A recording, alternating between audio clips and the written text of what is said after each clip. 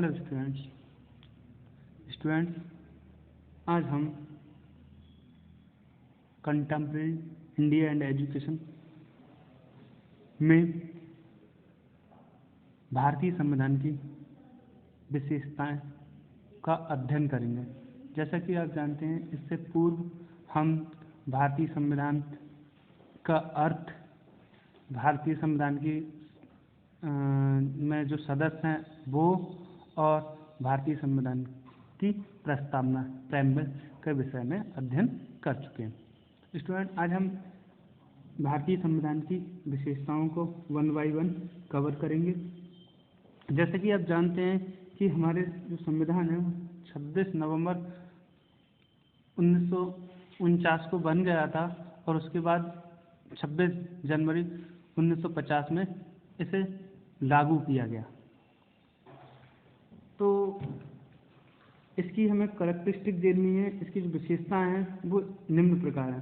सबसे पहले है, इसकी जो पहली विशेषता है वह है नंबर 1, वर्ल्ड लॉन्गेस्ट कॉन्स्टिट्यूशन।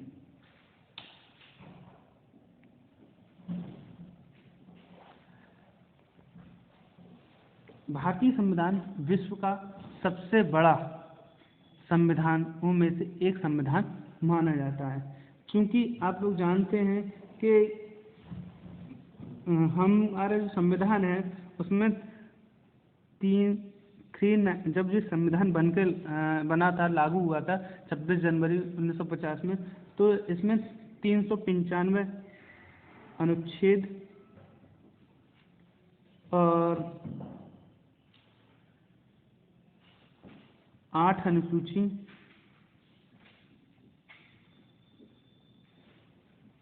और 22 भाग थे। अब इसमें अमेंडमेंट होते रहे हैं भारतीय संविधान में, तो इसमें इनकी संख्या बढ़ गई है। अनुच्छेद काफ़ी ज़्यादा हो गए हैं, अनुसूची 12 हो गई हैं, 4 अनुसूची इसमें जुड़ गई हैं। तो इस तरीके से ये संख्या कितनी हो गई? 12 हो गई है अनुसूची की। भाग 25 हो गए, 3 और भाग जुड़ गए। अब ये तो विश्व का सबसे बड़ा या लॉन्गेस्ट कॉन्स्टिट्यूशन है। जैसा कि आप जानते हैं कि अमेरिका में संविधान केवल 7 अनुच्छेद में है, चीन का संविधान 106, रूस में 146 और कनाडा में 147 अनुच्छेद हैं। परंतु जब हमारा भारत का संविधान बना था उसमें शुरुआत में ही 395 अनुच्छेद थे। ठीक, सेकंड पोर्शन देख लेते हैं इसका। इंडिपेंडेंट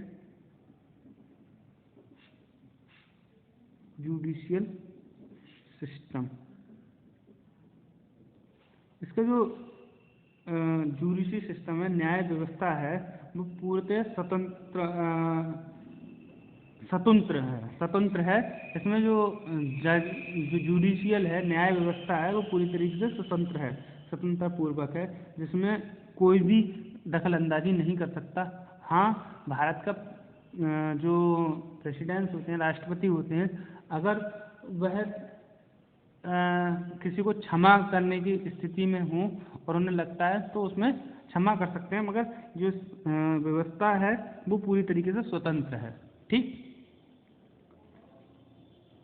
थर्ड जो है हमारा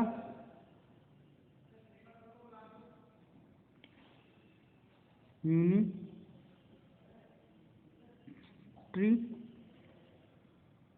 एंड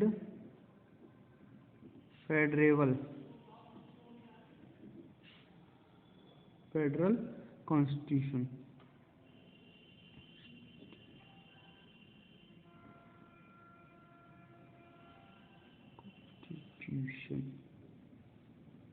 मतलब एकात्मक व संघात्मक संविधान। भारतीय संविधान की एक विशेषता यह है कि ये एकात्मक और संघात्मक संविधान है। भारतीय संविधान में एकात्मक और संघात्मक दोनों गुण सम्मिलित हैं। संघात्मक रूप में को संतुष्ट करने के लिए सर्वोच्च न्यायालय की व्यवस्था की गई है। केंद्र एवं राज्य सरकार के कार्य एवं अधिकारों का विभाजन किया गया है। यद्यपि सामान्य रूप से कहा जाता है भारतीय संविधान संघात्मक संविधान है, क्योंकि हम लोग देखते हो कि राज्य के कानून कहीं अलग होते हैं। जैसे हमारी शिक्षा है समवर्ती सूची में आती है, चाहे उस पर राज्य कानून बनाए चाहे उस पर केंद्र सरकार कानून बनाए। तो ये जो कानून बनाने का कार्य है या कहा जाए भारतीय कॉन्स्टिट्यूशन के अकॉर्डिंग शिक्षा पर दोनों लोग अपने स्तर से कार्य कर सकते हैं, ठीक। परंतु एकात्मकता की बात करें तो ये है कि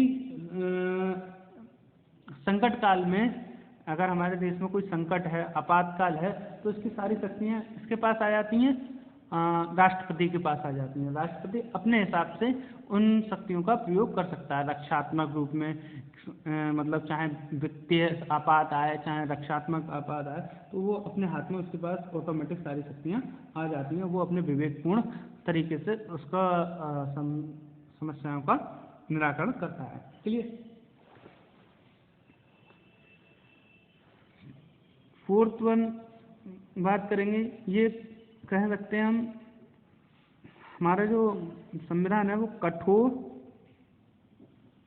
व लचीला, फ्लेक्सिबल एंड रिजिड, यानी कठोर एवं लचीला है।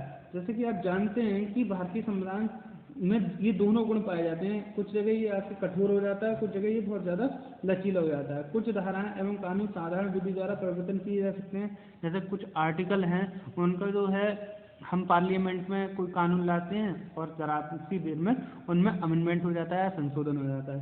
परंतु कुछ धाराएं इतनी अपरिवर्तनीय हैं जिनको बदलने के लिए एक लंबे प्रोसेस से गुजरना पड़ता है, और मैं कहूँ तो उन्हें बदलना थोड़ा कठिन हो जाता है, ठीक।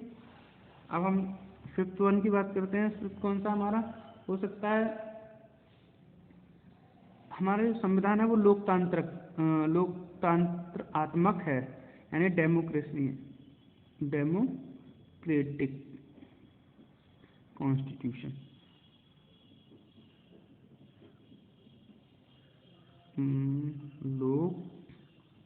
लोकतंत्रात्मक संविधान।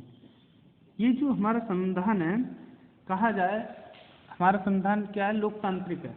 इसमें सभी लोगों को चाहे मतलब भारतीय संविधान जो लोकतांत्रिक सिद्धांत पर आधारित है, इसमें सभी लोगों को, चाहे वो जनता हो चाहे कोई विशेष व्यक्ति हो, सभी को एक तरीके के कानून हैं और जनता के नाम पर शासन करा जाता है इस पर, ठीक। बात करते हैं, ये कानून सेकुलर है, सेकुलर कॉन्स्टिट्यूशन। हमारा जो संविधान है वो कैसा है, सेकुलर है, धर्मनिरपेक्ष, धर्मनिरपेक्ष। हमारे संविधान में किसी भी धर्म विशेष को स्पेशल मान्यताएं नहीं दी गई हैं, और जो चाहे वो कोई भी हो, हिंदू मुस्लिम सिख ईसाई, जो भी धर्म निहित हैं और किसी व्यक्ति के अंदर, तो किसी धर्म विशेष के लिए ये कानून नहीं बदलता। कहा जाए भारतीय संविधान एक धर्मनिरपेक्ष संविधान की संज्ञा प्राप्त है। इस प्रकार के प्रत्येक भारतीय नागरिक को धर्म के अनुकरण करने, स्वीकार करने, परिवर्तन करने आदि को पूर्ण स्वतंत्रता है, ठीक। कोई व्यक्ति चाहे वो सनातन का है वो इस्लाम कबूल कर सकता है, इस्लाम है तो वो ईसाई या और भी चीज़ बन सकता है, क्लियर। सेवेंथ की बात करते हैं हम, किस तरीके से कहें, रिटन कॉन्स्टिट्यूशन, यानी कि ये कैसा संविधान है, रिटन, लिखित संविधान है। हमारा जो संविधान है पूरी तरीके से सारी धाराएं हैं वो क्या है, लिखित रूप में है। गल्फ कंट्रियां होती हैं, जैसे मुस्लिम कंट्रियां हैं, वहाँ पर जो कानून है वो लिखित रूप में नहीं होते हैं, वो वहाँ पर सजा के अकॉर्डिंग होते हैं। चोरी करने पर हाथ काट लेना है या फिर गलत कार्य करने पर उन्हें मतलब सर कलम कर देना, इस टाइप के कानून है। परंतु हमारा जो संविधान है वो एक लिखित तरीके से कार्य करता है, ठीक। नंबर 8 की बात करें तो ये कह सकते हैं हम पार्लियामेंट्री सिस्टम। हमारे जो संविधान है वो पूरी तरीके से पार्लियामेंट्री है, यानी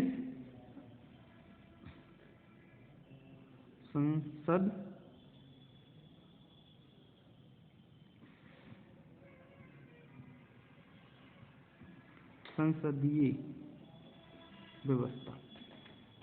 हमारे जो संविधान है वो किस तरीके की व्यवस्था है, इसमें संसदीय व्यवस्था है। कहें हम इसकी बात करें तो हमारे देश में संविधान द्वारा संसदीय प्रणाली की व्यवस्था है। संसदीय प्रणाली से तात्पर्य मंत्रिमंडल लोकसभा के प्रति संयुक्त रूप से उत्तरदायित्व होगा और राज्यों में भी संसदीय प्रणाली को अपनाया गया है।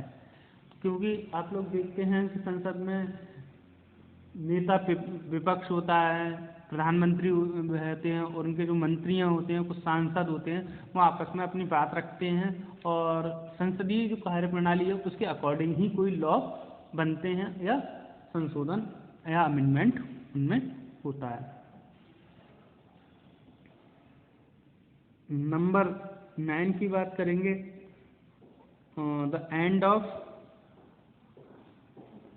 अनटचेबिलिटी, अस्पृश्यता का अंत। जैसा कि आप लोग जानते हैं कि भारत में जो व्यवस्था थी उसमें पूर्व से ही अस्पृश्यता लागू की गई है। 4 वर्ण थे जिसमें आपका ब्राह्मण, क्षत्रिय, वैश्य और शूद्र। तो शूद्रों से हम क्या करते थे, उस जमाने में अस्पृश्यता थी, परंतु जब से हमारे संविधान लागू हुआ है तो आर्टिकल 70 में ये प्रावधान किया गया कि अनटचेबिलिटी भारत में अगर कोई करता है तो उसे उसके अकॉर्डिंग सजा दी जाएगी, या फिर ऐसा कोई, हम लोग सब मानव हैं और सबको समान रूप से सभी को एक तरीके से देखा है, चाहे वो शूद्र हो, चाहे वो ब्राह्मण हो, चाहे क्षत्रिय हो या किसी विशेष पद पर कोई व्यक्ति है, सबको क्या है समान तरीके से कानून की व्यवस्था है। Clear? Thank you very much.